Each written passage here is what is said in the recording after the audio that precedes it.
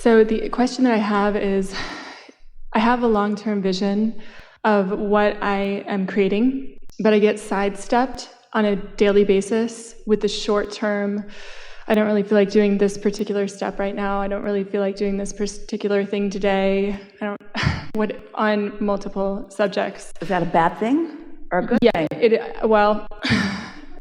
I want to be really sleek and toned and in shape, but I just seem to never feel like working out today, and it's always today. Or I want this one particular company to build it to $100 million company, but I don't ever feel like doing the email marketing campaign today, and it's always today. So I just have been a little bit stuck in But that. the question that we have is, what do you feel like doing? Are you feeling like doing something? So it varies. So some days, yes, and I'm living a really good life, but some days, no, I don't feel like doing anything. We've been saying a lot recently. The last several gatherings, we've been really emphasizing that we would encourage that everyone do 30% less, 40% less. We've been encouraging that people do 50% less, 60%. We've been encouraging that people do about 70% less, 75% less of what they have been doing. And more contemplating, more visualizing, more taking pleasure from life, more vibrational work, less action work. And so that's part of what's happening to you, is that you're beginning to understand where your true leverage is. And it's a hard adjustment because you know from past experience, from watching yourself and watching others, that when you really apply yourself, that you can make some things happen. But when you're talking about things of this magnitude, when you're talking about that sort of leverage, now you've got to tap into a vibrational leverage. Some years ago, Jerry read a book, many years ago. Alan Laken had written it, and it was a self-help book, and it was called How to Get Control of Your Time in Life. And the only thing that Jerry recalled from the book that he then talked to Esther about was a process called the Swiss cheese process.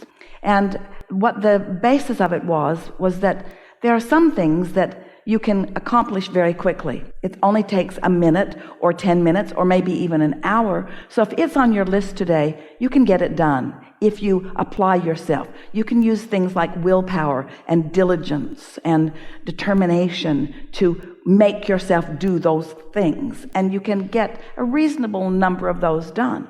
But there are those larger things like writing a book or getting yourself in shape or creating a financial empire or even doing your income taxes or cleaning out your garage. In other words, those things that you're not going to do in an hour, that would take maybe more than a day or maybe more than a week.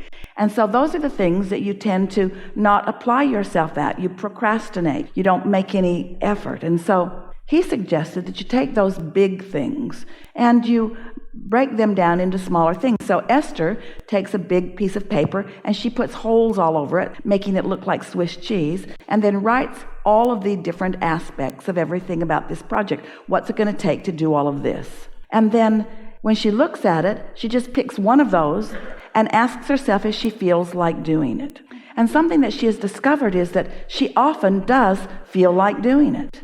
She often feels like doing it because the overwhelmment factor isn't there, and the rational factor that says, I'm not going to be able to begin to accomplish this all right now. You kept saying, right now, right here, right now, right here, right now. But a piece of it may be. But here's the thing. This is the piece that we want to put into this. Is there anything on this Swiss cheese list that I want to do right now? Not that I need to do right now. Is there any piece of this that I'm called to? And what Esther's discovered is, yeah, she keeps feeling called to that and called to that. And sometimes she'll sit and she'll complete 3 or 4 things in one day as she's moving about because she wants to do it, not because she needs to do it. And that really is the key. It's another way to overcome resistance. It's sort of like the placemat process that we talked about before, where in a feeling of overwhelmment, delegating it to the universe, don't assign it to yourself. So did anything shift in that conversation? It did. It did, just the feeling of, because everything that I feel like I must do next for this one particular company, Lesson Stop, is I don't want to do. But I'm certain that if I lay it out in a map the way that you suggested, there will be things. So what's this conversation saying? Always follow your path of least resistance. Let's take this further. We've not had this conversation before with anyone. Let's take this further. Why take the path of least resistance? Because it's the only choice you have. And here's the big piece. Your inner being knows what is the path of least resistance. So you've got to give yourself permission to take that path of least resistance. And most of you don't want to do that because then you define yourself as lazy or inappropriate or unfocused or unwilling, and that's just not the case. Let's say it in this way.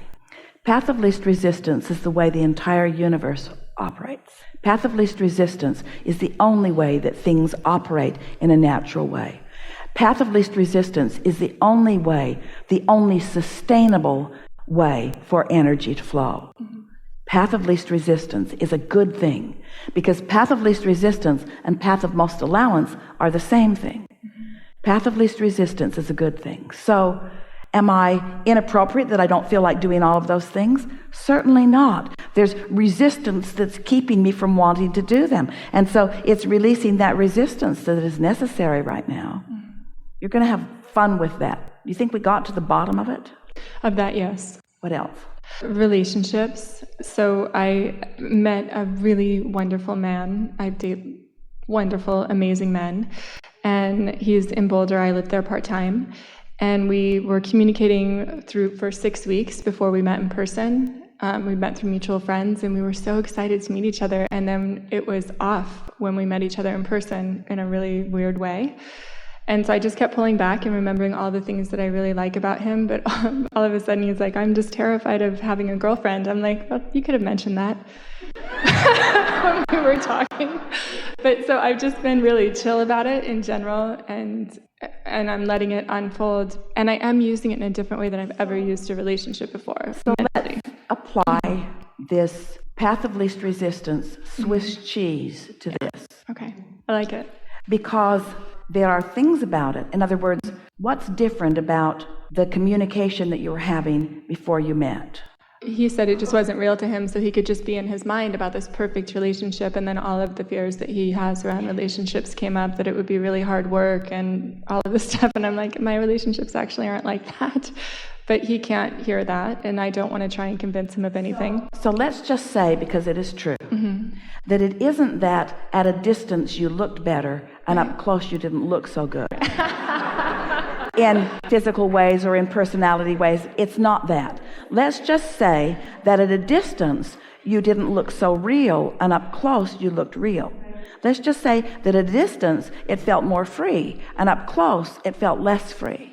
So it isn't about inappropriateness, it's more about readiness. And readiness is about path of least resistance. So the question that we have for you is this a project worth completing? I actually just last night was saying to my best girlfriend, I don't need another project.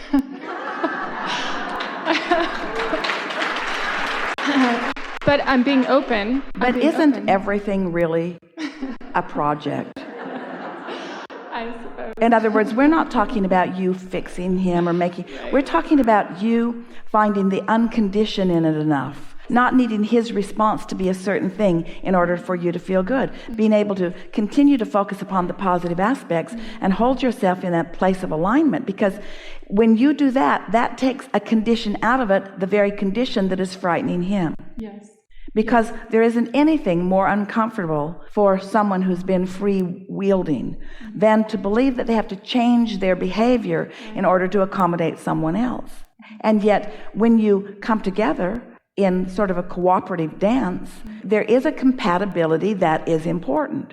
Do you believe that you discovered compatibility on most subjects before you met? Yeah. And so can you feel that it isn't about lack of compatibility, it's more about lack of readiness?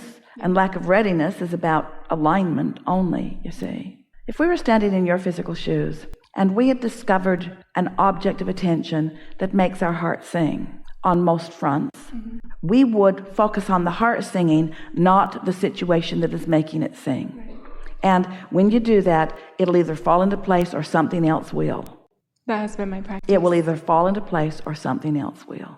And it's true of everything. Esther's had this experience a lot. Have you ever purchased what appeared to be the perfect piece of furniture for a place?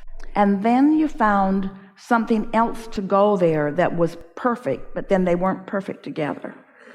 So the perfect piece of furniture is no longer perfect, but the rug that you put down is. So now the piece of furniture has to go. As your life continues to evolve, your criteria changes and your desires change and what you're asking for changes. And it's always going to be like that. So you're not looking for the perfect anything. You're just looking for the most situations that you can feel the best about. But when you decide to be unconditional, then you put all the conditions aside and you just decide how you want to feel, and you start focusing on that, and then things just start syncing up with those feelings, because your inner being, the source within you, knows everything that will surprise and delight you to the furthest extent that you have currently decided.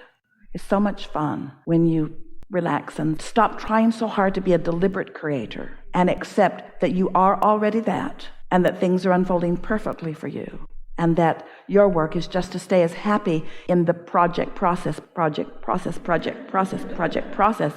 as you can in any moment in time. You're not ever going to back off, because your desire for more from that broader perspective has so much momentum. Yeah. I have one more quick question correlating that, because with this relationship, I've done something that I've never done before. I took about a year and a half off of dating entirely, and just realized that I am freaking awesome, and whatever guy ends up with me literally is like the luckiest guy on planet Earth. So it is okay with me whether or not that sorts out. And so I've been being really chill and just watching what happens, and only sending messages when I feel really, really good and really in alignment. And then I'm wanting to take that practice and put it into like sales for my new company, which feels far more significant and important than the relationship, because the relationship is sort of feels handled. And it's harder for me to do that, like you were talking about with the other people, because it does feel more serious. So how do I translate that? Well, there's a little vibrational contradiction in what you just said and what you were saying earlier, in the sense that your relationship doesn't feel handled. Oh, okay. Does it? Well, it feels like the right one is coming for sure. And it's either him or it's someone else, for sure. So do you believe that relative to the relationship, contrary to the conversation we just had, that you are in an unconditional place about it? That you know how you want the relationship to feel, and that you feel the ease of patience of just waiting for it to come into place? More so than I ever have before. Because of this relationship that just happened, not prior to it. Because of going through this and having to just remind myself that I get to run the show. It is the way that I want it to be. I don't have to bend around to something different. So you don't have to bend around to something different in terms of compromising or changing, but you do have to, bend around isn't the word that we want to use, you do have to find constant, steady alignment with who you really are and how you really feel. So give us 5 non-conditions relative to relationship. So we're looking for emotional words. My relationship is, yes? My relationship is flow, ease, home, sensual, steady. All right. Now give us 5 relative to business. Exhilaration, exploring. We think they're the same in terms of flow and steady. Yes. But with the business, you have higher anticipation about it. You're a little more sure-footed about it. So the word exhilaration didn't come up in the relationship, but it did come up in the business. So go a little further with exhilaration relative to the business. In emotional terms? In emotional terms. I'm just creating something that is brand new, that has never been done before. All right, now it's exhilarating. Apply that to relationship. Oh. Yeah, the type of relationships that I create are different. They're really good feeling and flowing. Something that has never been before, something that is unique to who we are, something that is unexpected maybe. You see what we're getting at? But the feeling of flow, we like that word flow, and we like the word ease, and we like the word clarity, and they are all almost identical vibrational properties. Ease, flow, and clarity are what alignment really are all about. Because when you're in sync like that, that's how it feels. It's the absence of struggle.